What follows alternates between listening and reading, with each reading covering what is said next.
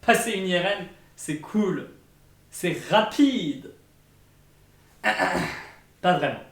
Si vous avez déjà passé un IRM, un examen d'imagerie par résonance magnétique, vous savez peut-être qu'on peut devoir y rester 30 minutes, voire plus, allongé, sans bouger, dans un gros tube. Et ça fait bim, bam, boum.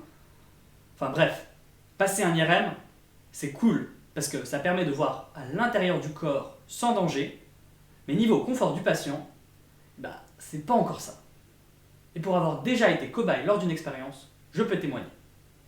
Moi, mon rôle, c'est de faire en sorte que vous passiez moins de temps dans l'IRM. Mais on peut se demander, pourquoi c'est long? Bah oui, en soi, prendre une photo, c'est instantané. Alors pourquoi prendre une image du cerveau, ça prend autant de temps?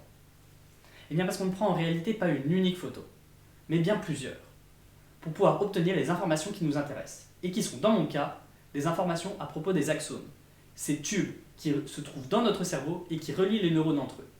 Je veux connaître leur diamètre et leur densité le plus précisément possible. Et comme vous pouvez vous en douter, obtenir cette information à partir d'une unique photo, ça va être compliqué. Pour vous en convaincre, prenez votre index et observez sa pointe. Si je vous demande d'estimer sa longueur à partir de ce que vous voyez, vous n'allez pas y arriver. Maintenant, placez votre index verticalement. C'est déjà plus facile. Et dans notre cerveau, les axones, ces tubes, peuvent se trouver dans n'importe quelle direction.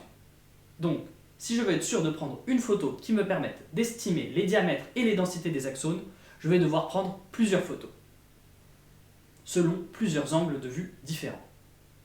Et imaginez maintenant qu'en plus de l'angle de vue, je puisse modifier la lentille de mon appareil photo.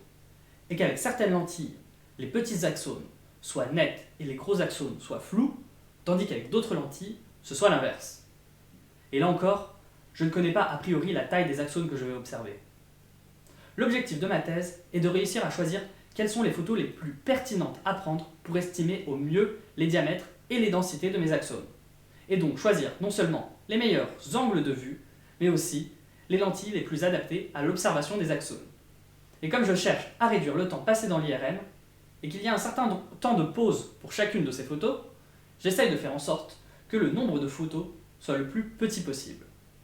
Si j'arrive à être suffisamment précis, mes travaux pourront améliorer et accélérer le diagnostic de certaines maladies, comme la sclérose en plaques.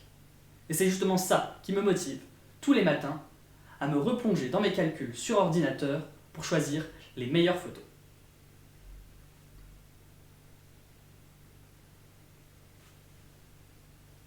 Coupé.